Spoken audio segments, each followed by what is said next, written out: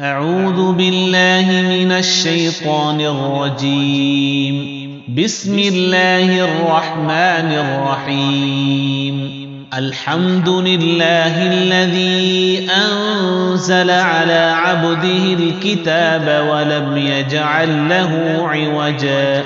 قيما لينذر بأسا شديدا من لدنه ويبشر المؤمنين الذين يعملون الصالحات أن لهم أجرا حسنا ماكثين فيه أبدا وينذر الذين قالوا اتخذ الله ولدا ما لهم به من علم ولا لآبائهم كبرت كلمة تخرج من أفواههم إن يقولون إلا كذبا فلعلك باخع نفسك على آثارهم إن لم يؤمنوا بهذا الحديث أسفا إنا جعلنا ما على الأرض زينة لها لنبلوهم أيهم أحسن عملا وإنا لجاعلون ما عليها صعيدا جرزا أم حسبت أن أصحاب الكهف والرقيم كانوا من آياتنا عجبا إذ أوى الفتية إلى الكهف فقالوا ربنا آتنا من لدنك رحمة وهيئ لنا من أمرنا رشدا فضربنا على آذانهم في الكهف سنين عددا ثم بعثناهم لنعلم أي الحزبين أحصى لما لبثوا أمدا نحن نقص عليك نبأهم بالحق إنهم فتية آمنوا بربهم وزدناهم هدى وربطنا على قلوبهم إذ قاموا فقالوا ربنا رب السماوات والأرض لن ندعو من دونه إلها لقد قلنا إذا شططا هؤلاء قومنا اتخذوا من دونه آلهة لولا يأتون عليهم بسلطان بين فمن أظلم ممن افترى على الله كذبا وإذ اعتزلتموهم وما يعبدون إلا الله فأووا إلى الكهف ينشر لكم ربكم من رحمته ويهيئ لكم من أمركم مرفقا وترى الشمس إذا طلعت تزاور عن كهفهم ذات اليمين وإذا غربت تقرضهم ذات الشمال وهم في فجوة منه ذلك من آيات الله من يهد الله فهو المهتد ومن يضلل فلن تجد له وليا مرشدا وتحسبهم أيقاظا وهم رقود ونقلبهم ذات اليمين وذات الشمال وكلبهم باسط ذراعيه بالوصيد لو اطلعت عليهم لوليت منهم فرارا ولملئت منهم رعبا وكذلك بعثناهم ليتساءلوا بينهم قال قائل منهم كم لبثتم قالوا لبثنا يوما أو بعض يوم قالوا ربكم أعلم بما لبثتم فبعثوا أحدكم بورقكم هذه إلى المدينة فلينظر أيها أزكى طعاما فليأتكم برزق منه وليتلطف ولا يشعرن بكم أحدا إنهم إن يظهروا عليكم يرجموكم أو يعيدوكم في ملتهم ولن تفلحوا إذا أبدا وكذلك أعثرنا عليهم ليعلموا أن وعد الله حق وأن الساعة لا ريب فيها إذ يتنازعون بينهم أمرهم فقالوا بنوا عليهم بنيانا ربهم أعلم بهم قال الذين غلبوا على أمرهم لنتخذن عليهم مسجدا سيقولون ثلاثة رابعهم كلبهم ويقولون خمسة سادسهم كلبهم رجما بالغيب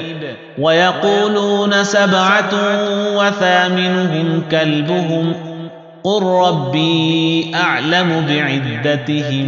ما يعلمهم إلا قليل فلا تمار فيهم إلا مراء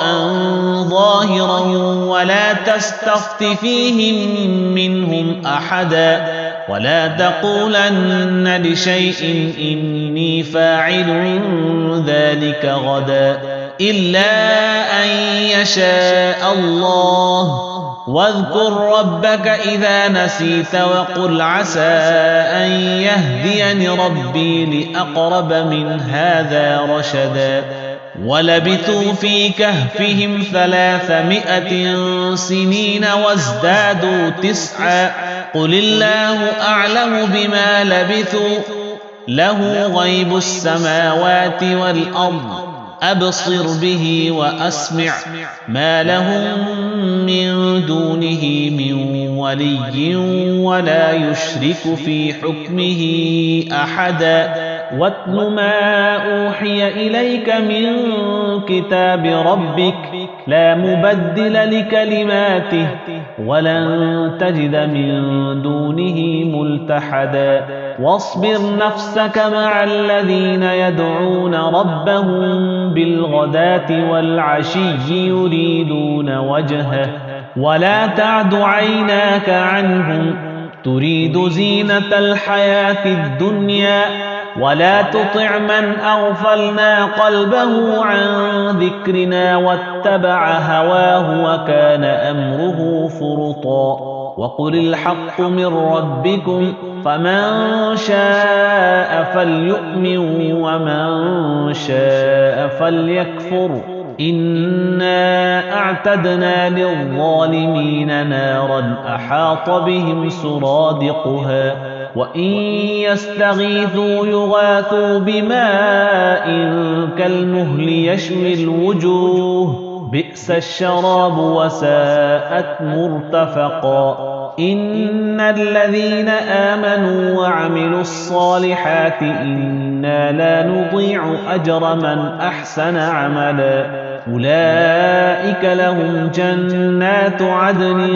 تجري من تحتهم الأنهار يحلون فيها من أساور من ذهب ويلبسون ثيابا خضرا من سندس واستبرق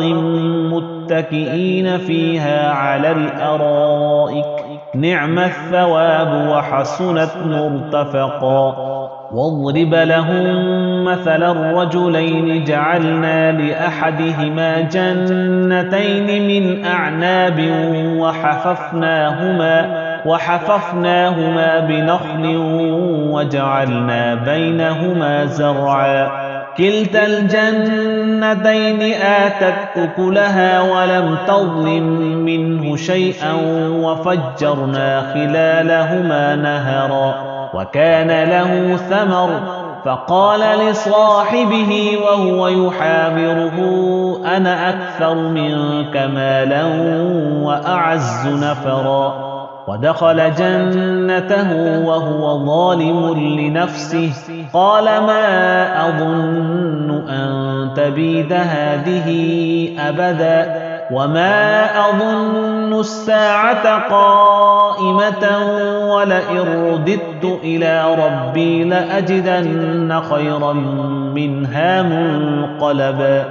قال له صاحبه وهو يحاوره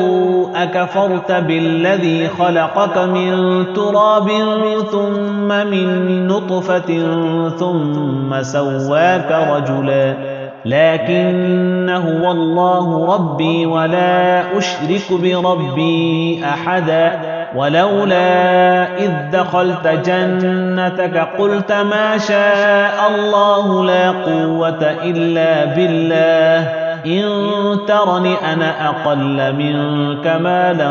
وولدا فعسى ربي أن يؤتيني خيرا من جنتك ويرسل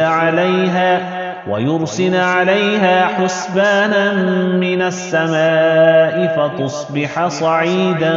سلقا أو يصبح ماؤها غورا فلن تستطيع له طلبا وأحيط بثمره فأصبح يقلب كفيه على ما أنفق فيها وهي خاوية على عروشها ويقول يا ليتني لم أشرك بربي أحدا ولم تكن له فئة ينصرونه من دون الله وما كان منتصرا هنالك الولاية لله الحق هو خير ثوابا وخير عقبا واضرب لهم مثل الحياة الدنيا كماء أنزلناه من السماء فاختلط به نبات الأرض فأصبح هشيما تذروه الرياح وكان الله على كل شيء مقتدرا المال والبنون زينة الحياة الدنيا والباقيات الصالحات خير عند ربك ثوابا وخير أملا ويوم نسير الجبال وترى الأرض بارزة وحشرناهم فلم نغادر منهم أحدا وعرضوا على ربك صفا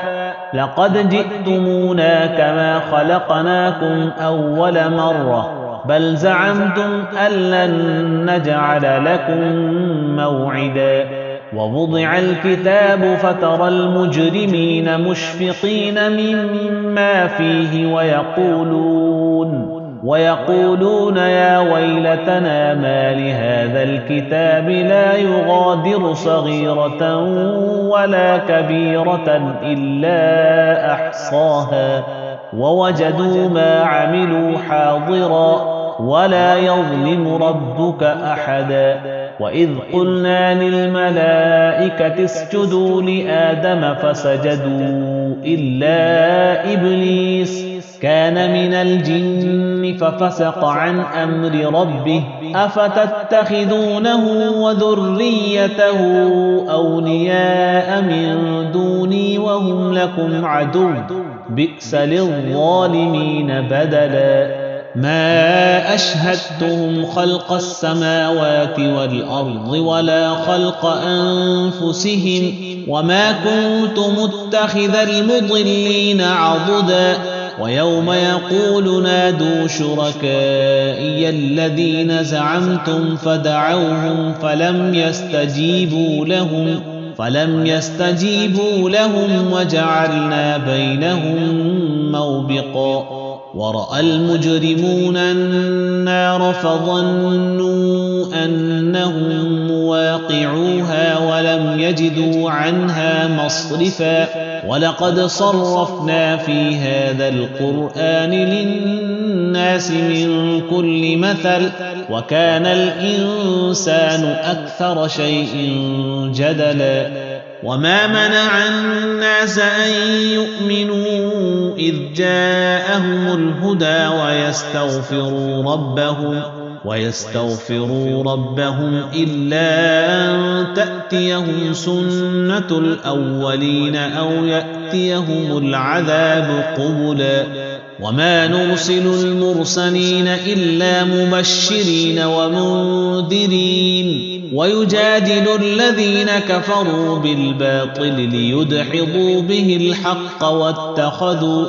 واتخذوا آياتي وما أنذروا هزوا ومن أظلم ممن ذكر بآيات ربه فأعرض عنها ونسي ما قدمت يداه إنا جعلنا على قلوبهم أكنة أن يفقهوه وفي آذانهم وقرا وإن تدعهم إلى الهدى فلن يهتدوا إذا أبدا وربك الغفور ذو الرحمة لو يؤاخذهم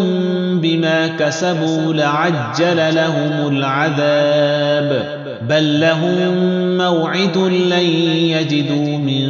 دونه موئلا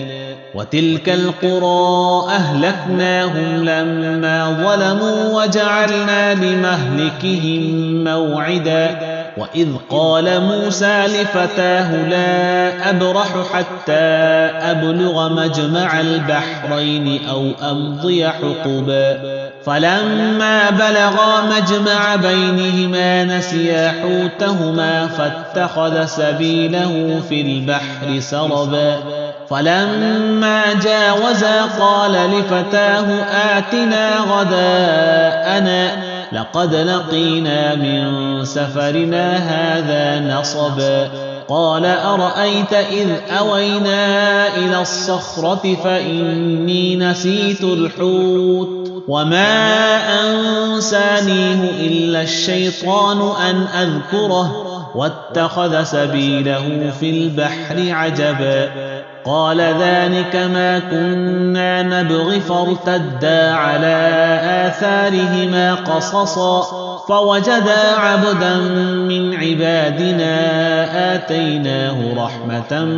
من عندنا وعلمناه من لدنا علما قال له موسى هل أتبعك على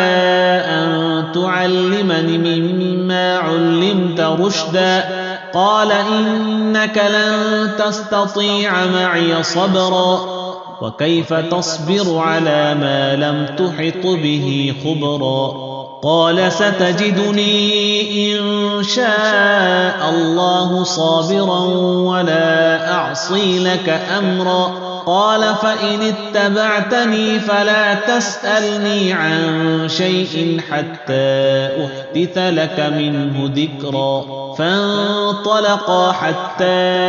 إذا ركبا في السفينة خرقها قال أخرقتها لتغرق أهلها لقد جئت شيئا إمرا قال ألم أقل إنك لن تستطيع معي صبرا قال لا تؤاخذني بما نسيت ولا ترهقني من أمري عسرا فانطلقا حتى إذا لقيا غلاما فقتله قال أقتلت نفسا زكية بغير نفس لقد جئت شيئا نكرا قال ألم أقل لك إنك لن تستطيع معي صبرا قال إن سألتك عن شيء بعدها فلا تصاحبني قد بلغت من لدني عذرا فانطلقا حتى إذا أتيا أهل قرية استطعما أهلها فأبوا أن يضيفوهما فوجدا فيها جدارا يريد أن ينقض فأقامه قال لو شئت لاتخذت عليه أجرا قال هذا فراق بيني وبينك سأنبئك بتأويل ما لم تستطع عليه صبرا أما السفينة فكانت لمساكين يعملون في البحر فأردت أن أعيبها وكان وراءهم ملك يأخذ كل سفينة غصبا وأما الغلام فكان أبواه مؤمنين فخشينا أن يرهقهما طغيانا وكفرا فأردنا أن يبدلهما ربهما خيرا منه زكاة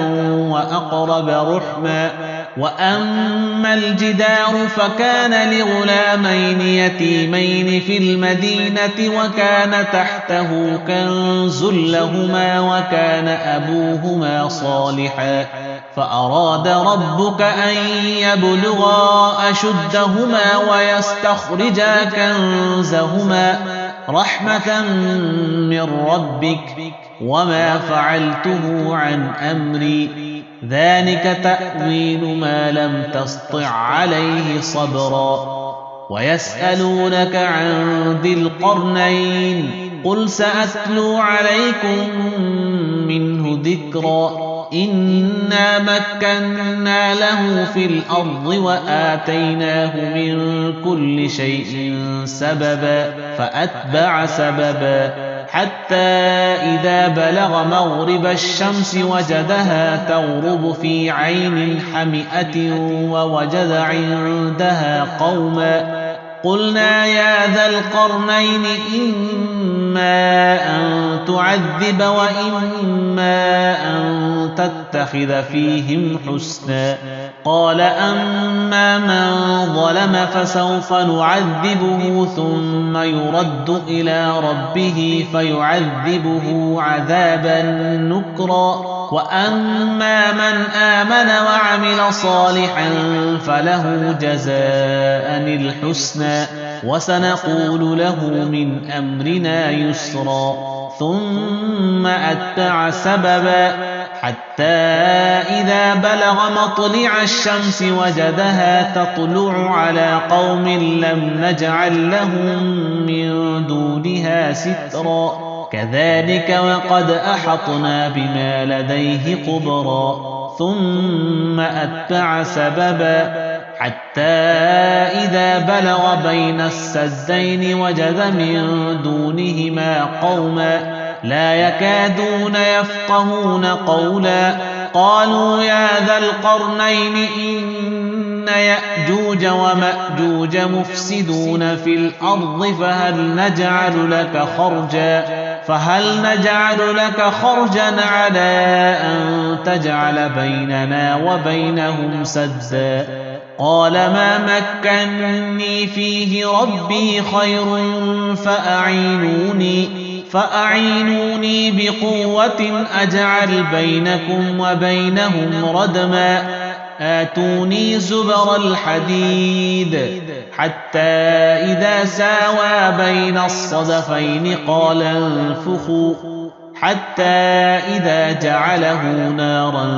قال آتوني أفرغ عليه قطرا فما استطاعوا أن يظهروه وما استطاعوا له نقبا قال هذا رحمة من ربي فإذا جاء وعد ربي جعله دكا وكان وعد ربي حقا وتركنا بعضهم يومئذ يموج في بعض ونفخ في الصور فجمعناهم جمعا وعرضنا جهنم يومئذ للكافرين عرضا الذين كانت أعينهم في غطاء عن ذكري وكانوا لا يستطيعون سمعا أفحسب الذين كفروا أن يتخذوا عبادي من دوني أولياء إنا أعتدنا جهنم للكافرين نزلا قل هل ننبئكم بالأخسرين أعمالا الذين ضل سعيهم في الحياة الدنيا وهم يحسبون أنهم يحسنون صنعا أولئك الذين كفروا بآيات ربهم ولقائه فحبطت أعمالهم فلا نقيم لهم يوم القيامة وزنا ذلك جزاؤهم جهنم بما كفروا واتخذوا آياتي ورسلي هزوا إن الذين آمنوا وعملوا الصالحات كانت لهم جنات الفردوس نزلا خالدين فيها لا يبغون عنها حولا قل لو كان البحر مدادا لكلمات ربي لنفد البحر قبل أن تنفد كلمات ربي ولو جئنا بمثله مددا قل إنما أنا بشر مثلكم يوحى إلي أنما إلهكم إله واحد فمن كان يرجو لقاء ربه فليعمل عملا صالحا ولا يشرك بعبادة ربه أحدا.